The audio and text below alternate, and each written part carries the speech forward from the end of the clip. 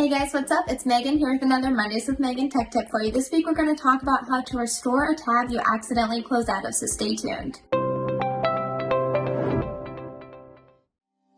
Alright, so this week we're going to talk about how to restore a tab. So this actually just happened to me, and that's why I looked up this tech tip. So I was in the middle of working on something, and then my phone rang, I took a call, and then just on autopilot, clicked the X on the tab, and I was like, no! I wanted that open, I was in the middle of looking at something, and I was really frustrated. And sure enough, there's a way to bring back a tab that you just closed out of.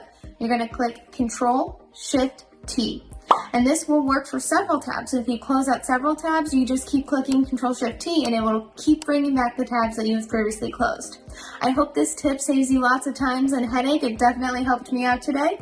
For more tech tips, head to EasyIT.com, check out our YouTube channel, or hey, call me directly, 614-339-4986. Look forward to talking to you all next week.